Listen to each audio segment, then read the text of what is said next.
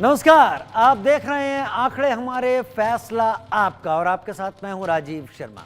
आज बात वक्फ बिल पर मचे बवाल की, बात वक्फ पर हो रही सियासत की। वक्फ संशोधन बिल संसद के दोनों सदनों से पास हो चुका है। राष्ट्रपति के हस्ताक्षर के साथ एक कानून बन जाएगा, लेकिन बवाल थम नहीं रहा। एक और मुस्लिम संगठन लगातार प्रदर्शन कर रहे हैं, तो दूसरी ओर मामला सुप्रीम कोर्ट की चौखट पर भी पहुंच गया है। असदुद्दीन ओवैसी, मोहम्मद जावेद, अमानतुल्लाह खान समेत विपक्ष के कई नेताओं ने बिल को असंवैधानिक बताते हुए सुप्रीम कोर्ट में याचिका दाखिल कर दी है। इधर वक्फ बिल को लेकर जेडीयू में बगावत का बवंडर उठा है। जेडीयू के कई मुस्लिम नेताओं ने पार्टी से इस्तीफा दे दिया। सवाल है कि वक्फ बिल पर छिड़े घमासान से किसे फायदा और किसे नुकसान होगा। आज इसी मुद्दे पर करेंगे चर्चा। जनता की राय क्या है ये भी आपको बताएंगे, लेकिन पहले ये रिपोर्ट।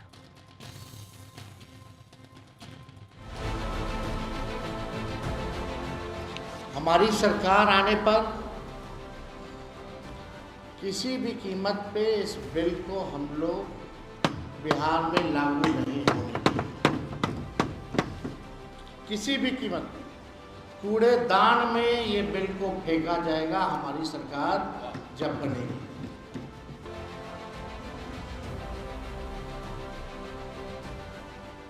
वक्फ संशोधन बिल पर लालू के छोटे लाल का ये नया ऐलान है कि सत्ता में आए तो वक्फ बिल को बिहार में लागू नहीं होने देंगे। सरकार बनी तो बिल को कूड़ेदान में फेंकेंगे। लेकिन शायद तेजस्वी भूल गए कि देश की संसद ने वक्फ संशोधन बिल पारित किया है। देश की संसद ने बिल पर मुहर लगाई है। तो क्या सिर्फ सियासत के लिए आरजेडी के नेता ऐसा बयान दे रहे हैं? क्या मुसलमानों को गुमराह कर रहे हैं? क्या मुस्लिम वोट के लिए वक्फ बिल का विरोध कर रहे हैं? आरजेडी विरोध करेगी ही ना। वोट बैंक की पॉलिटिक्स है, बार बार हारे हैं लोग, फिर हारेंगे। वक्फ बिल पूर्णतः संवैधानिक है, गरीब बेवा महिलाओं के लिए है। एक ओर वक्फ बिल पर सियासी गलियारे का तापमान चढ़ रहा है, तो दूसरी ओर ये मसला देश की सबसे बड़ी अदालत की चौखट पर पहुंच गया है। कांग्रेस, एआईएमआईएम, आम आदमी पार्टी और आरजेडी ने वक्फ बिल को लेकर सुप्रीम कोर्ट का दरवाजा खटखटाया।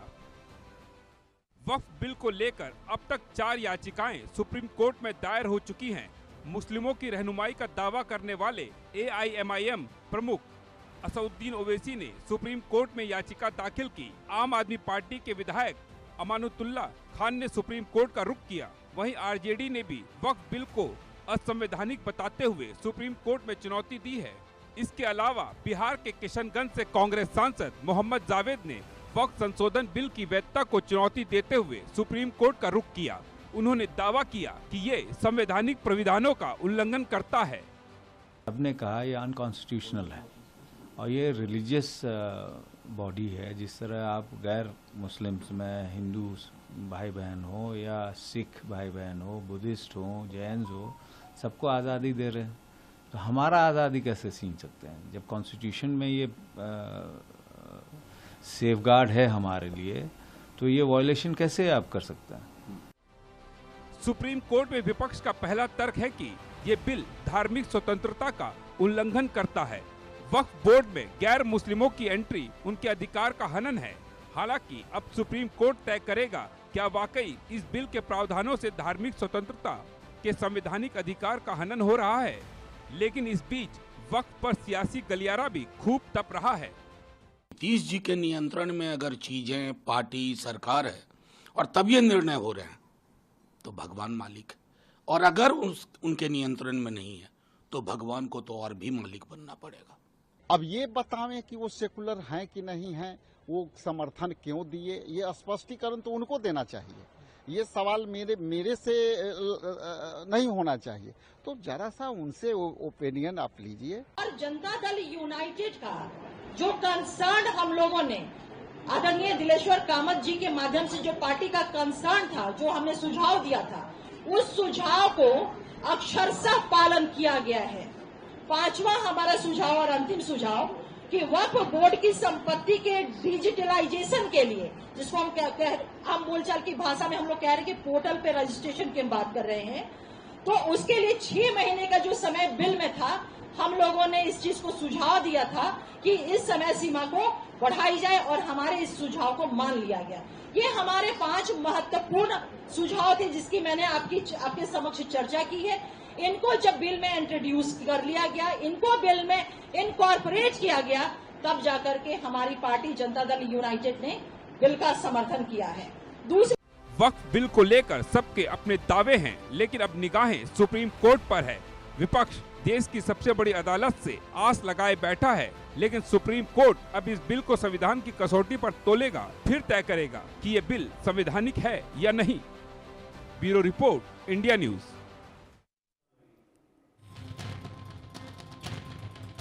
और इस मुद्दे पर हमने सर्वे किए। पहला सवाल, नए वक्फ बिल से आने वाले चुनाव में एनडीए को ज्यादा फायदा होगा या विपक्ष को? तो एनडीए को ज्यादा फायदा कहने वाले 66% लोग निकले। विपक्ष को ज्यादा फायदा होगा ऐसा कहने वाले 26% लोग निकले और 8% लोगों ने कहा कि हम कह नहीं सकते। दूसरा सवाल, नए वक्फ बिल को लेकर तमाम विपक्षी पार्टियां सुप्रीम कोर्ट पहुंच गई हैं, क्यों? तुष्टीकरण की राजनीति 33% लोगों ने कहा, बीजेपी को गलत साबित करना 37% लोगों ने कहा, मुस्लिमों को संदेश देना 17% लोगों ने कहा और 13% ने कहा कि हम इस पर कुछ कह नहीं सकते। हमारे साथ 3 खास मेहमान, पंडित सुनील भराला, पूर्व मंत्री उत्तर प्रदेश, प्रियंका गुप्ता, प्रवक्ता कांग्रेस हमारे साथ जुड़ गई हैं, आलोक मेहता, एडिटोरियल डायरेक्टर हमारे साथ जुड़ गए हैं। सुनील भराला जी बहुत जल्द मेरे साथ जुड़ेंगे, लेकिन पहले मैं प्रियंका गुप्ता जी आपका ही रुख कर लेता हूं। वक्फ बिल को लेकर जो कुछ भी चल रहा है, हम लोगों से उस पर राय ले रहे हैं। एक बार फिर से हम वो सवाल दिखा देते हैं ज़रा सा, और उस सवाल दिखा के मैं आपके सामने आता हूं। पहला सवाल मैं एक अपने पीसीआर से कहूँगा, पहला सवाल चला दे। नए वक्फ बिल से आने वाले चुनाव में एनडीए को ज़्यादा फायदा होगा या फिर विपक्ष को ज़्यादा फायदा होगा? लोगों से पूछा हमने, तो लोगों की तरफ से क्या जवाब आए? 66% लोगों ने कहा कि एनडीए को होगा, 26% ने कहा विपक्ष को होगा, 8% ने कहा कह नहीं सकते। क्या लोग जो सोच रहे हैं यही वक्फ बिल को लाने के पीछे की सोच है कि इसके जरिए राजनीति की जा सके? और क्या इसके जरिए विपक्ष भी राजनीति नहीं कर रहा है, एक खास वर्ग, एक खास समुदाय की? प्रियंका जी। देखिए, मुझे लगता है कि अगर आपको सर्वे ही करना था तो पूछना चाहिए था कि जिस तरह से भारतीय जनता पार्टी काम कर रही है, क्या उससे वोटर खुश है? क्या लोगों को नौकरियां मिल रही हैं? क्या लोगों के किसानों की आय दुगनी हो गई है? क्या लोगों के अकाउंट में 15 लाख आ गए हैं?